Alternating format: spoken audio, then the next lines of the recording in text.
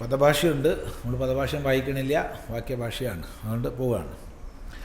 തദഭ്യദ്രവത്തമഭ്യവദത് കോസീത്യഗ്നിർവാ അഹമസ്മീത്യബ്രവീത് ജാതവേദാ വാ അഹമസ്മീതി.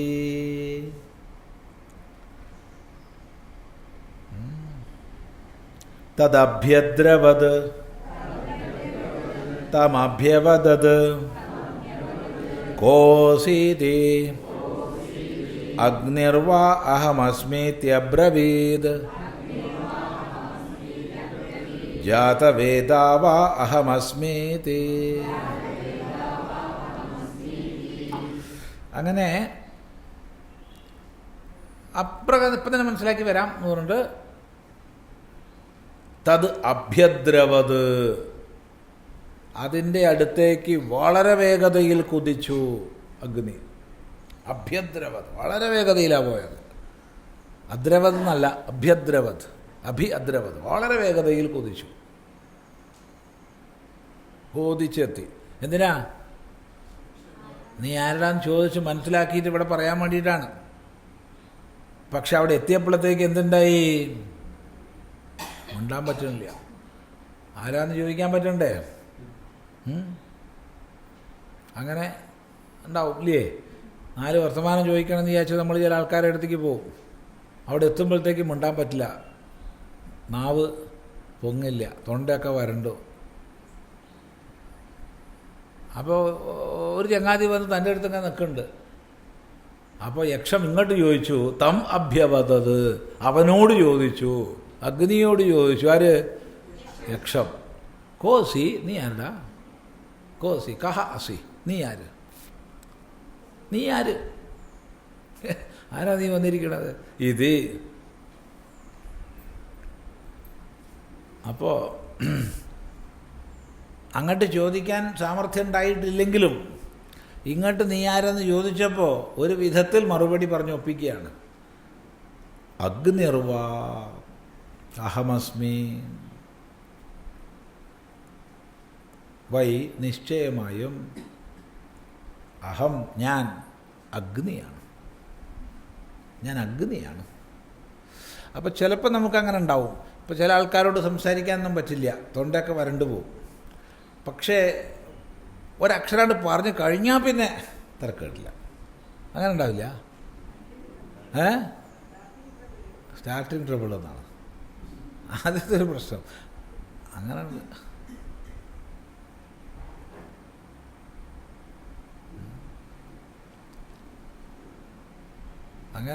അങ്ങനെ ഉണ്ടാവും ഇല്ലേ? ധാരാളം ഉണ്ടാവും. പക്ഷേ സ്റ്റാർട്ടിങ് ട്രബിൾ മാറിക്കഴിഞ്ഞാൽ പിന്നെ പറയും. ഞാൻ നിങ്ങൾക്ക് ഒരു നേരം പോക്ക് പറഞ്ഞുതരാം. വളരെ ഒരു പഴയ കഥ, വളരെ പഴയ കഥ. എന്നാൾ ഓർമ്മിച്ചു. ഈ കുറച്ച് ദിവസം മുമ്പ് അത് ഓർമ്മിക്കാനിടയായി. കുറച്ച് ദിവസം മുമ്പ് എന്തിനാണ് ഓർമ്മിച്ചതെന്ന് ചോദിച്ചാൽ, അത് നടന്ന സ്ഥലത്ത് പോയപ്പോൾ, ഈ സംഭവം നടന്ന സ്ഥലത്ത് ഈ കഴിഞ്ഞ 5-ാം തീയതി പോയി. അപ്പോൾ കുറേ മുമ്പുള്ള കഥയാണ്, കോളേജിൽ പഠിക്കുന്ന കാലം. അങ്ങനെ ശ്രീരാമകൃഷ്ണ അദ്വൈതാശ്രമത്തിൽ യൂത്ത് കൺവെൻഷനുണ്ട്.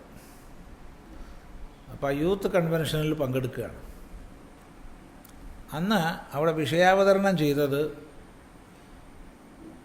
പരമപൂജ്യ അമൃതാനന്ദ സ്വാമികളാണ് വിഷയാവതരണം ചെയ്തത്. അപ്പോൾ അത് കേട്ട് വിദ്യാർത്ഥികളൊക്കെ ഇരിക്കുന്നു. അന്നത്തെ വിഷയം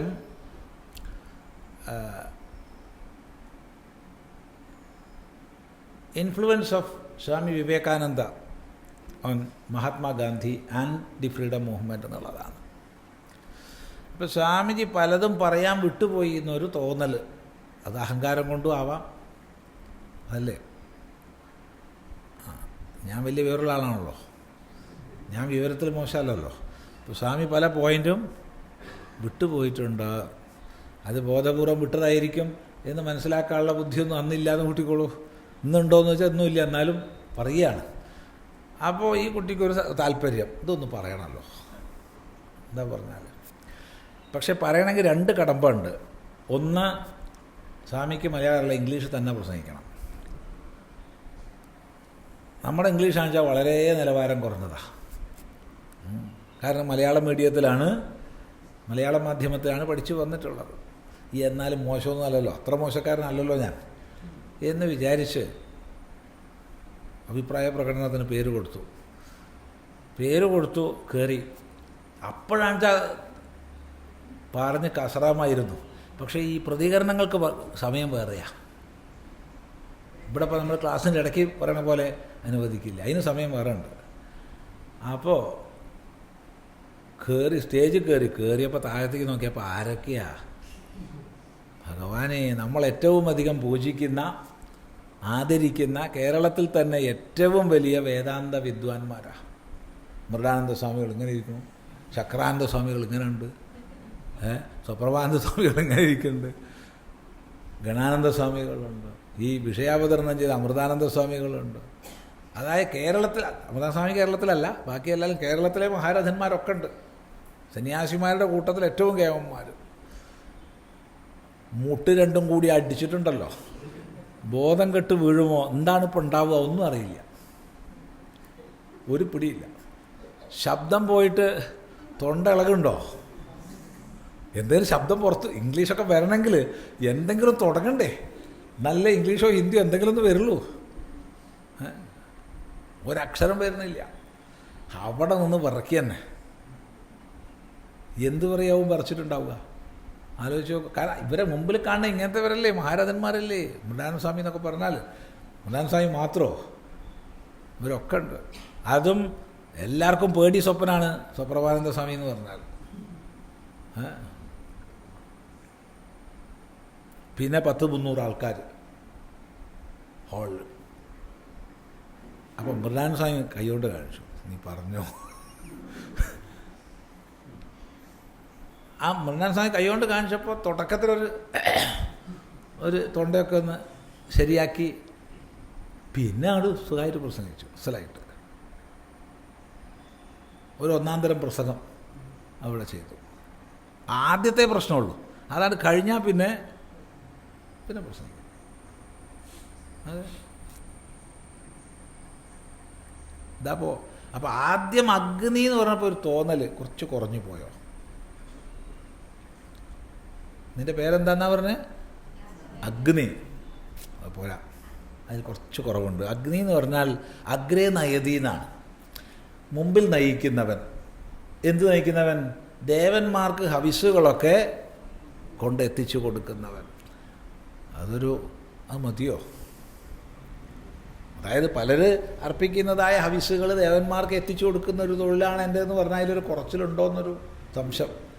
അതുകൊണ്ട് പറഞ്ഞു, ജാതവേദസ്സാണ് ഞാൻ കേട്ടോ. നോക്കണേ, ഞാൻ ജാതവേദസ്സാണ്, ജാതവേദാവാഹമസ്മി, ഞാൻ ജാതവേദസ്സാണെന്ന് പറഞ്ഞു. അത് പറയാണ്ടിരിക്കാമായിരുന്നു, പക്ഷെ സഹിക്കണ്ടേ, അതിങ്ങനെ ഉളന്ന് തളിക്കുമല്ലോ ഞാൻ ജാതവേദസ്സാണെന്നുള്ളത്. അല്ലെങ്കിൽ അഗ്നി എന്ന് പറഞ്ഞാൽ തന്നെ ധാരാളാ അല്ലേ? അഗ്നിർവാ അഹമസ്മി എന്ന് പറഞ്ഞാൽ മതി, എന്നാൽ ഒരു പ്രശ്നം ഉണ്ടാവില്ല. അങ്ങനെ വെച്ചാൽ നമുക്ക് കേനോപനിഷത്തിൽ ഈ കഥയും കിട്ടില്ല, അതാണ് പ്രശ്നം. അതുകൊണ്ട് പറഞ്ഞു ഞാൻ ജാതവേദസ്സാണെന്ന്. അതാണ്. അപ്പോൾ മനസ്സിലായില്ലേ? അപ്പോൾ ബ്രഹ്മം വിചാരിച്ചു, കൊള്ളാലവൻ അഹങ്കാരിയാണല്ലോ, അഗ്നിയാണെന്ന് പറഞ്ഞാൽ ഒരു കുഴപ്പമില്ല. ശരി, എന്താ വന്നതെന്ന് ചോദിക്കും. അപ്പം എന്താ വന്നതെന്ന് ചോദിച്ചാൽ എന്ത് പറയാം? നിങ്ങൾ ആരാന്ന് ചോദിക്കും. ഞാൻ ബ്രഹ്മമാണെന്ന് പറയും. നേരെ പോകും, തിരിച്ച് പറഞ്ഞു കൊടുക്കും. ഇത്രയേ ഉണ്ടാവുള്ളൂ. ആ ബ്രഹ്മമാണ് കേട്ടോ എന്ന് പറയും. പക്ഷേ ജാതവേദം എന്നൊക്കെയാണ് പറഞ്ഞപ്പോൾ ബ്രഹ്മം വിചാരിച്ചു, എന്നാൽ അവനൊരു പാഠം പഠിപ്പിക്കണം. അത്ര വലിയ കേമന. തസ്മിം സ്ത്വയി കിം വീര്യമിതി അപീദം സർവം ദഹേയം യദിദം പൃഥിവ്യാമിതി. തസ്മിം സ്ത്വയി കിം വീര്യമിതി അപീദം സർവം ദഹേയം യദിദം പൃഥിവ്യാമിതി. ഓഹോ, ഇത്ര വലിയ ക്യാമനാ നീ. അങ്ങനെയുള്ള നിന്നിൽ എന്ത് വീര്യമുണ്ടോ? ത്വയി കിം വീര്യം നല്ല ചോദിച്ചത്. ത്വയി കിം വീര്യം എന്ന് ചോദിച്ചാൽ നിന്നിൽ എന്ത് വീര്യമുണ്ടെന്നാ, അതല്ല ചോദിച്ചത്. തസ്മിൻ ത്വയി കിം വീര്യം എന്നാ, അങ്ങനെയുള്ള നിന്നിൽ എന്ത് വീര്യമുണ്ട്. തസ്മിൻ എന്ന് പറഞ്ഞാൽ അവനിൽ, ത്വയി എന്ന് പറഞ്ഞാൽ നിന്നിൽ, തസ്മിൻ ത്വയി എന്ന് പറഞ്ഞാൽ അങ്ങനെയുള്ള നിന്നിൽ. ഇത്ര വലിയ കേമനായ ജാതവേദസൊക്കെയാണെന്നല്ലേ പറഞ്ഞത്. അങ്ങനെയുള്ള നിന്നിൽ എന്ത് വീര്യമുണ്ട്.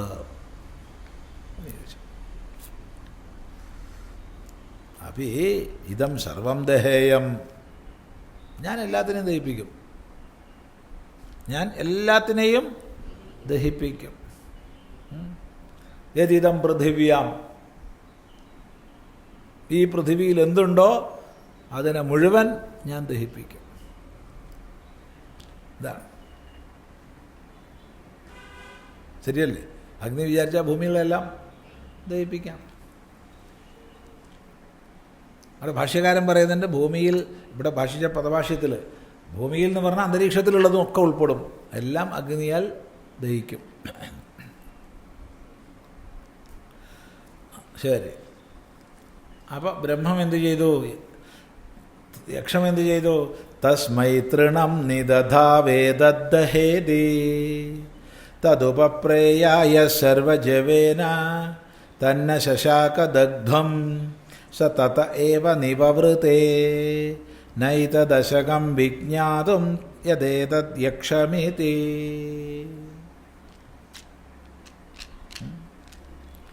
തസ്മൈ തൃണം നിദധൗ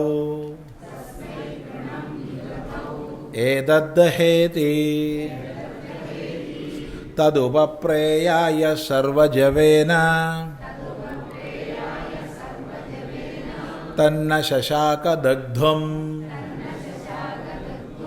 സ തത ഏവ നിവവൃതേ നൈതദശകം വിജ്ഞാതും യദേതദ് യക്ഷമിതി. തസ്മൈ അവനായിക്കൊണ്ട് തൃണം ഒരു പുൽക്കൊടിയെ നിദധൗ നിധാനം ചെയ്യിച്ചു, അവിടെ വെച്ചു കൊടുത്തു. ഒരു ഉണങ്ങിയൊരു പുൽക്കൊടി, ഒറ്റ പുൽക്കൊടിയേ ഉള്ളൂ. തൃണം, തൃണങ്ങൾ എന്ന് പറഞ്ഞിട്ടില്ല, ഏകവചന പറഞ്ഞു. അപ്പോൾ ഒറ്റ പുൽക്കൊടി വെച്ചു കൊടുത്തു, ഒരു ഉണങ്ങിയൊരു പുല്ല്. എന്നിട്ട് പറഞ്ഞു ഏതദ്ദഹ, ഇതിനെ ദഹിപ്പിക്കൂ. ഈ ലോകം മുഴുവൻ ദഹിപ്പിക്കണ്ട, മുഴുവൻ ഭൂമിയിലെല്ലാം ദഹിപ്പിക്കുന്ന പറഞ്ഞേ, അതൊന്നും വേണ്ട, ഈ ഒരൊറ്റ പുല്ല് ഇതിനെ ദഹിപ്പിക്കൂ.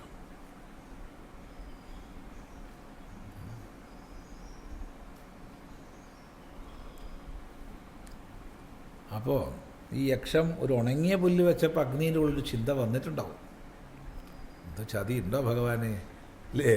നടക്കില്ല എന്ന് വരുമോ? നടന്നില്ല വെച്ചാൽ മോശം, കാരണം ഒരു പുല്ലാണ് വെച്ചതേ.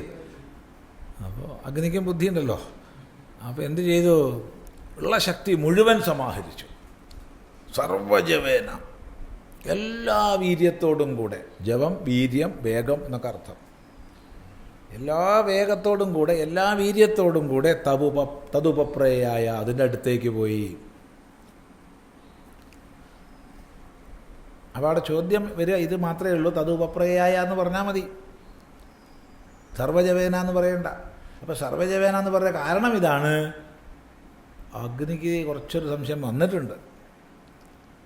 അപ്പോൾ എല്ലാ ശക്തിയും സമാഹരിച്ചുകൊണ്ട് അതിനെ ദഹിപ്പിക്കാൻ വേണ്ടി പോയി. എന്നിട്ട് എന്തുണ്ടായി? തത് ദഗ്ധം ന ശശാക, അതിനെ ദഹിപ്പിക്കാൻ കഴിഞ്ഞില്ല. അത് ദഹിപ്പിക്കാൻ കഴിഞ്ഞില്ല. അതിലൊക്കെ പോയി നോക്കി, ദഹിച്ചില്ല. പുല്ല് അതുപോലെ തന്നെ നിൽക്കുക. ശരി, എന്നാൽ അവിടെ തന്നെ നിന്നിട്ട് ഒരൊറ്റ ദീർഘദണ്ഡ നമസ്കാരം ചെയ്തിട്ട് എന്ത് പറഞ്ഞാൽ മതി? അഹങ്കാരം തോന്നിപ്പോയി, ക്ഷമിക്കണം കേട്ടോ, നീ ആരാ, എന്നാ ദേവന്മാർ പറഞ്ഞയച്ചിരിക്കുക, എനിക്കവിടെ റിപ്പോർട്ട് കൊടുക്കേണ്ട ഡ്യൂട്ടി ഉണ്ട് എന്ന് പറഞ്ഞാൽ അവിടുന്ന് ഉപദേശിച്ചു കൊടുക്കും. ഞാൻ ബ്രഹ്മമാണ്, അഹങ്കാരം വന്നതിലൊന്നും സാരമില്ല, എല്ലാവർക്കും വരും, അതൊന്നും സാരമില്ല എന്നൊക്കെ പറഞ്ഞ് പഠിപ്പിച്ചു കൊടുക്കും, ഇല്ലേ? പക്ഷേ ചില ആൾക്കാർക്ക് ഇത്തരം ഘട്ടം ജീവിതത്തിൽ വന്നാൽ പിന്നെ അഭിമുഖീകരിക്കാൻ കഴിയില്ല, പിന്നെ അവിടെ നിൽക്കാൻ കഴിയില്ല. അപ്പോൾ തതയേവ നീവ വെറുതെ ഒട്ടനെ മടങ്ങിയോണ്ട് ഒരക്ഷരം പറയാണ്ട്, യാത്ര പോലും ചോദിക്കാതെ അവിടുന്ന് അഗ്നി ഒറ്റ ഓട്ടം, തലയും കുനിച്ചോടി. തതയേവ നീവ വെറുതെ. അതാണോ വേണ്ടിയിരുന്നത്? അല്ല എന്നാണ് നമുക്ക് പറയാനുള്ളത്, അല്ലേ? തതയേവ നിവവൃതേ, അവിടുന്ന് തന്നെ അപ്പം തന്നെ ഓടിപ്പോയി ലജ്ജ കൊണ്ട്. ലജ്ജിത. എന്നിട്ട് ദേവന്മാരോട് ഒന്ന് റിപ്പോർട്ട് ചെയ്തു. എന്താ റിപ്പോർട്ട് ചെയ്തത്? നൈതദശകം വിജ്ഞാതും യദേതദ് യക്ഷമിതി യത് ഏതദ് യക്ഷം ഇതി ന അശകം വിജ്ഞാതും. ഈ യക്ഷം എന്താണ് എന്ന് അറിയുന്നതിന് എനിക്ക് സാധിച്ചില്ല, എനിക്ക് ശക്തിയില്ല.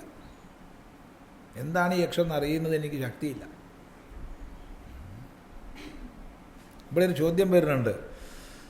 യക്ഷം എന്താണെന്നറിയാൻ അഗ്നി പരിശ്രമിച്ചോ? ഇല്ല. അങ്ങ് ആരാന്ന് ചോദിച്ചിട്ടില്ല. ഇതാണ് സാധകന്മാർ ശ്രദ്ധിക്കേണ്ടത്. അവിടെ അഹങ്കാരത്തെ വേദനിപ്പിക്കുന്ന ഒരു സന്ദർഭം വന്നപ്പോൾ അഭിമുഖീകരിക്കാൻ ശക്തിയില്ലാത്ത ആളായി തീർന്നു അഗ്നി. അല്ലെങ്കിൽ ഇത് ആരെല്ലാന്ന് വിചാരിച്ചിട്ട് എനിക്ക് ദഹിപ്പിക്കാൻ കഴിഞ്ഞില്ല കേട്ടോ, അപ്പോൾ അങ്ങ് വലിയ കേമനാന്ന് ഞാൻ മനസ്സിലാക്കി, അങ്ങ് ആരാ എന്ന് ചോദിച്ചിട്ട് പിടി കിട്ടിയില്ലാച്ചാൽ വന്ന് മടങ്ങി പറയാമായിരുന്നു എനിക്കത് മനസ്സിലാക്കാൻ കഴിഞ്ഞില്ല എന്ന്. അപ്പോൾ അഗ്നി ശ്രമിച്ചിട്ടുണ്ടോ മനസ്സിലാക്കാൻ എന്നാ ചോദ്യം. ഇത് സാധകനായിട്ട് ബന്ധിപ്പിക്കുക.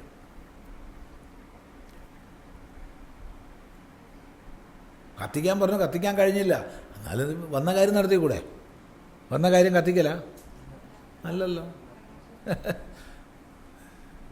കുറച്ച് അഹങ്കാരം വന്നു പോയി, ക്ഷമിക്കണം എന്നൊക്കെ പറഞ്ഞിട്ട് കുറച്ച് സേവയൊക്കെ ചെയ്ത് ചോദിക്കാമല്ലോ നീ ആരാണെന്ന്. അതൊന്നും ഉണ്ടായില്ല. ദേവന്മാരോട് പോയി റിപ്പോർട്ട് ചെയ്തു, ഈ യക്ഷം എന്താണെന്ന് കണ്ടുപിടിക്കാൻ എനിക്ക് ശക്തിയില്ല, അശക്കം, സാധിച്ചില്ല. അപ്പോൾ ദേവന്മാർ വീണ്ടും മീറ്റിംഗ് കൂടിയിട്ടുണ്ടാവും. ഇനിയിപ്പോൾ എന്താ ചെയ്യാം? അധ വായുമബ്രുവൻ വായവേദദ് വിജാനീഹി കിമേതദ് യക്ഷമിതി തഥേതി. അധ വായുമബ്രുവൻ വായവേദദ് വിജാനീഹി കിമേതദ് യക്ഷമിതി തഥേതി. അഥാനന്തരം അവർ വായും അബ്രുവൻ, വായുവിനോട് പറഞ്ഞു. എന്താ പറഞ്ഞത്? വായോ, അല്ലയോ വായോ. ദേവന്മാരും ഒരു പാഠം പഠിച്ചു. അതായത് വലിയ കേമത്തുള്ള പേര് വിളിച്ചിട്ട് കാര്യമൊന്നുമില്ല എന്ന് മനസ്സിലാക്കി. അഗ്നിയെ അവർ വിളിച്ച് ജാതവേദസേ എന്നൊക്കെയാണ്. അങ്ങനെയാണെങ്കിൽ വായുവിനെയും കുറച്ച് കേമത്തുള്ള എന്തെങ്കിലും പേര് വിളിക്കേണ്ടതാണ്, അല്ലേ? എന്താ അഭിപ്രായം? പക്ഷേ അങ്ങനെ കേമത്തുള്ള പേര് വിളിച്ചിട്ട് പൊങ്ങച്ചം കളിച്ചിട്ടൊന്നും കാര്യമില്ല എന്ന് മനസ്സിലായി കഴിഞ്ഞു. അതുകൊണ്ട് നേരെ ചൊവ്വേ വിളിക്കുകയാണ്. ഹേ വായോ, അല്ലയോ വായോ, ഏതദ് വിജാനീഹി. ഇതൊന്ന് മനസ്സിലാക്കി വരൂ, ഇതൊന്ന് മനസ്സിലാക്കി വരൂ. കിമേതദ് യക്ഷമിതി, ഈ യക്ഷം എന്താന്ന് ഒന്ന് മനസ്സിലാക്കുക പോയിട്ട്. വായുവിനൊരു സംശയമില്ല. വായു പറഞ്ഞു തഥേതേ തഥാ ഇതേ, അപ്രകാരം തന്നെ ആവട്ടെ, ഞാൻ അപ്പം പോയിട്ട് മനസ്സിലാക്കി വരാം. ഇത്രയുണ്ടായി. തദഭ്യദ്രവത്തമഭ്യവദത് കോസീതി വായുർവാ അഹമസ്മീത്യബ്രവീദ് മാതരിശ്വാവാ അഹമസ്മീതി. തദഭ്യദ്രവത് തമഭ്യവദത് കോസീതി വായുർവാ അഹമസ്മീത്യബ്രവീദ് മാതരിശ്വാവാ അഹമസ്മീതി.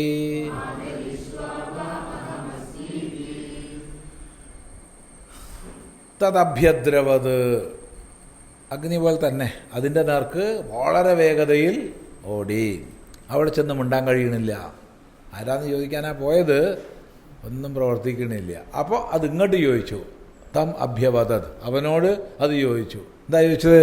കോസി, നീ ആരടാ, നീ ആര്? ഇത് നേരത്തെ പറഞ്ഞ പോലെ തന്നെ വായുർവാ അഹമസ്മീത്യബ്രവീത്, ഞാൻ വായുവാകുന്നു എന്ന് പറഞ്ഞു. പറഞ്ഞു കഴിഞ്ഞപ്പോൾ ഒരു തോന്നൽ പോരാ അല്ലേ, ഒന്നുകൂടെ ഒന്ന് ഉഷാറായി കളയാം. മാതരീശ്വാവ അഹമസ്മീതി, ഞാൻ മാതരീശ്വാവാണ്. മാതരി ശ്വയതി ഇതി മാതരീശ്വ. അന്തരീക്ഷത്തിൽ മുഴുവൻ വളരെ വേഗതയിൽ സഞ്ചരിക്കുന്നവനാണ് മാതരീശ്വാവ്. മോശമല്ലല്ലോ, അന്തരീക്ഷത്തിൽ മുഴുവൻ സഞ്ചരിക്കാൻ കെൽപ്പുള്ളവനാണ് ഞാൻ. അതാണ് അങ്ങനെ ഒരു പേര് പറഞ്ഞ എൻ്റെ ഉദ്ദേശ്യം.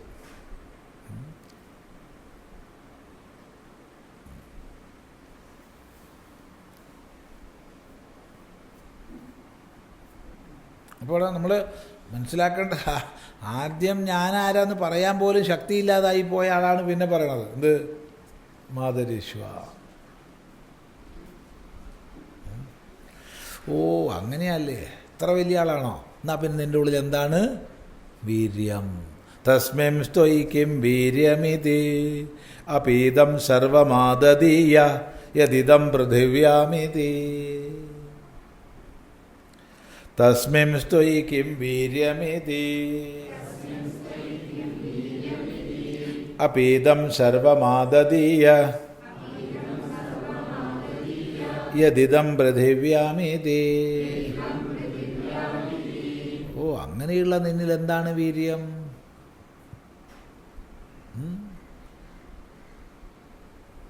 അങ്ങനെയുള്ള നിന്നിൽ എന്ത് വീര്യം എന്ന് ചോദിച്ചു.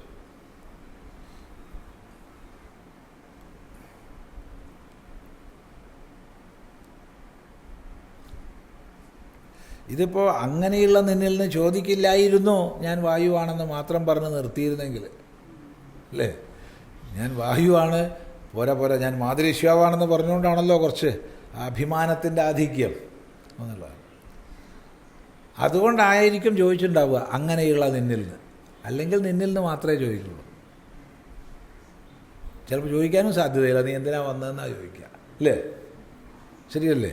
നീ ആരാ? ഞാൻ വായുവാണ്. നീ എന്തിനു വന്നു എന്നല്ലേ ചോദിക്കുക. അല്ല, നിൻ്റെ വീര്യം കാണിക്കുന്ന പരീക്ഷ, അത് പരീക്ഷ അവളല്ലല്ലോ. അപ്പോൾ നിൻ്റെ വീര്യം എന്തെന്ന് പ്രദർശിപ്പിക്കേണ്ട ആവശ്യമൊന്നുമില്ല. നീ എന്തിനു വന്നു എന്നാ ചോദിക്കുക. അപ്പോൾ വന്ന കാര്യം പറയാം, കാര്യം നടത്തി പോവുകയും ചെയ്യാം. പക്ഷെ നമുക്ക് സാധിക്കില്ല. അതാണ് അത് സ്വാഭാവികമായിട്ട് വരുവേ.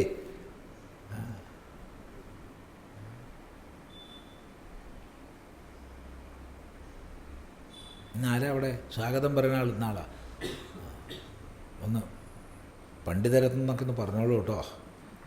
സ്വാമി ചിദാനന്ദപുരി എന്ന് മാത്രം പറയാതെ പണ്ഡിതരത്നം സ്വാമി ചിദാനന്ദപുരി എന്നൊക്കെ ഒന്ന് പറഞ്ഞോളൂ. കേൾക്കുമ്പോൾ ഒരു സുഖം, കേൾപ്പിക്കുമ്പോൾ അതിനേക്കാൾ സുഖം. അത് വന്നു പോവും. അതാണ് മാതരീശ്വ. അതുകൊണ്ടാണ് എന്നാൽ നിൻ്റെ ഉള്ളിൽ എന്ത് വീര്യമുണ്ടെന്ന് ഒന്ന് കാണട്ടെ.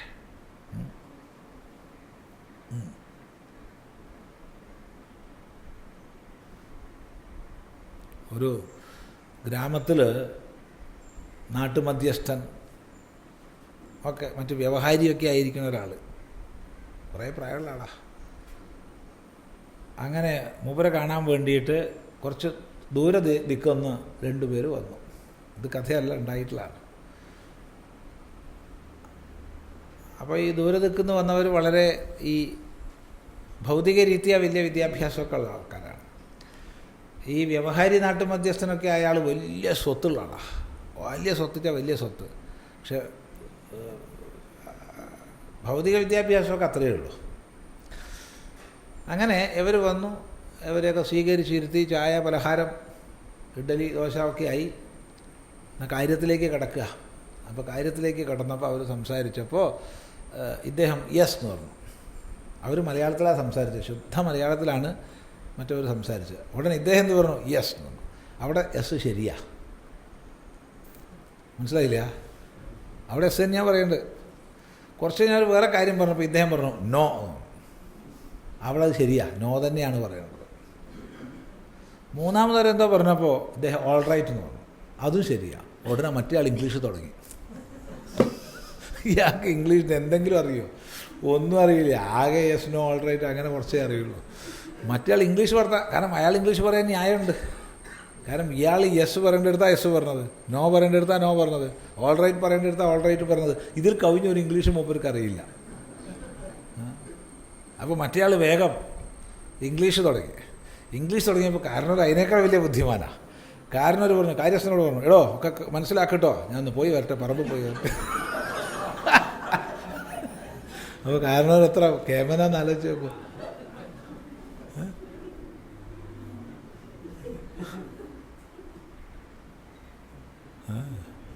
അത്യാവശ്യമായിട്ട് പറമ്പിൽ നോക്കേണ്ടതുണ്ട്. വലിയ പറമ്പാണ്. കാര്യസ്ഥനോട് ഏൽപ്പിച്ചു, പോരാ.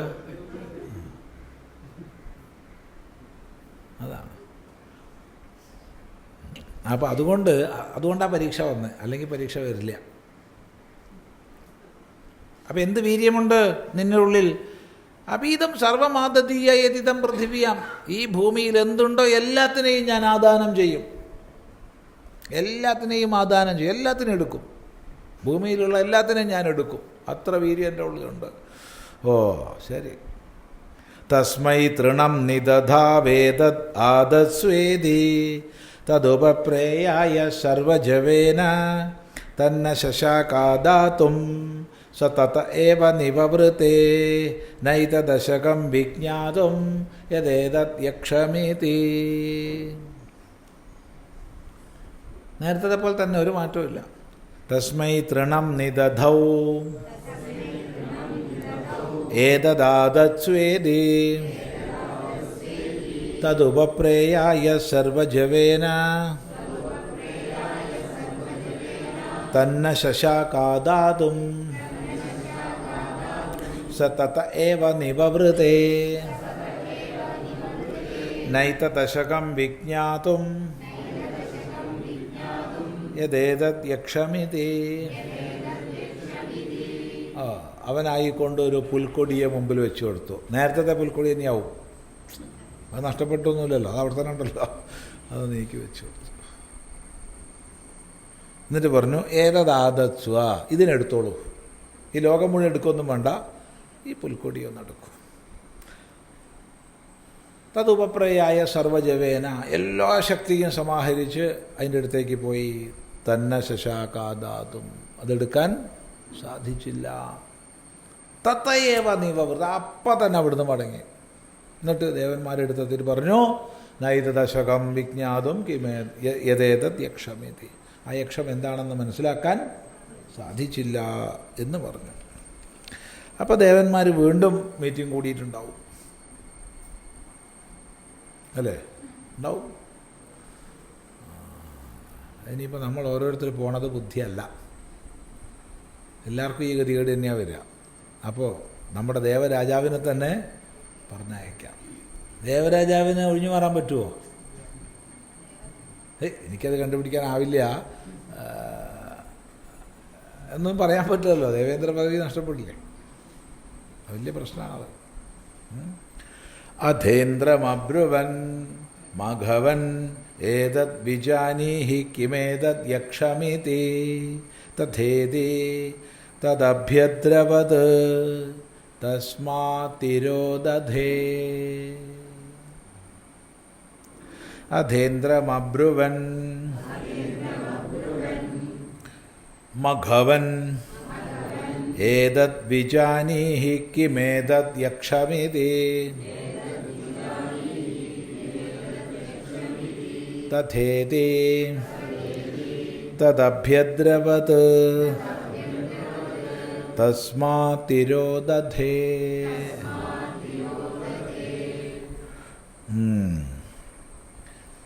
അധേന്ദ്രം അബ്രുവൻ, അധ ഇന്ദ്രം അബ്രുവൻ. അനന്തരം ഇന്ദ്രനോട് അവരെല്ലാം കൂടി പറഞ്ഞു. ബഹുവചന, അബ്രുവൻ ഒരാളല്ല, എല്ലാവരും കൂടി പറഞ്ഞു. ദേവന്മാരൊക്കെ കൂടി പറഞ്ഞു. ഇന്ദ്രനോട് പറഞ്ഞു. എന്താ പറഞ്ഞത്? മഘവൻ, അല്ലയോ ബലശാലി, മഘവൻ ബലശാലിയായിട്ടുള്ളവനെ, ഏതദ് വിജാനീഹി, ഇതൊന്നും മനസ്സിലാക്കൂ. കിമേതദ് യക്ഷമിതി, എന്താണ് ഈ യക്ഷം എന്ന് മനസ്സിലാക്കൂ. തഥേതി, ആയിക്കോട്ടെ, മനസ്സിലാക്കി വരാം.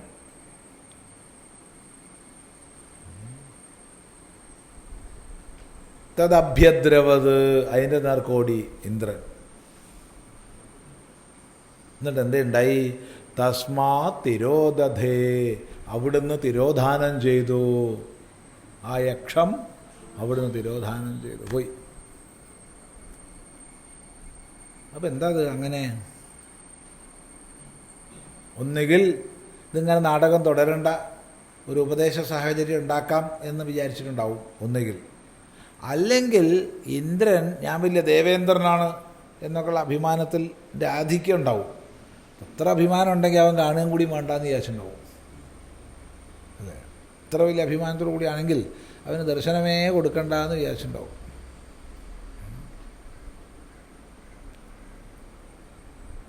എന്നാ ശ്രുതി പറഞ്ഞിട്ടില്ല. ഇത്രേ ശ്രുതി പറയണുള്ളൂ, തത് അവിടുന്ന് തിരോധാനം ചെയ്തു, അവിടുന്ന് മറഞ്ഞു.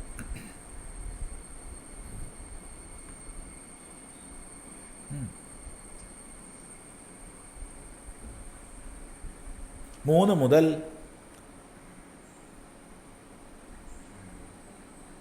10 അടക്കമുള്ള മന്ത്രങ്ങൾക്ക്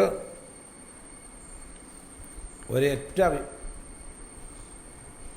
വാചകത്തിൽ, 2 വാചകത്തിലാണ് വാക്യഭാഷ്യം. നോക്കൂ, തദ്വിജ്ഞാനായ അഗ്നിമബ്രുവൻ തൃണനിധാനേ അഭിപ്രായ അത്യന്ത സംഭാവിതയോ അഗ്നിമാരുതയോ തൃണദഹനാദ് ദഹനാദാനാശക്തിയാത്മസംഭാവന ശാതിദാ ഭവേദിതി. തദ്വിജ്ഞാനായ അഗ്നിമബ്രുവൻ തൃണനിധാനേ അപി അഭിപ്രായ അത്യന്തസംഭാവിതയോ അഗ്നിമാരുതയോ തൃണദഹന ആദാനാശക്തിയാ ആത്മസംഭാവന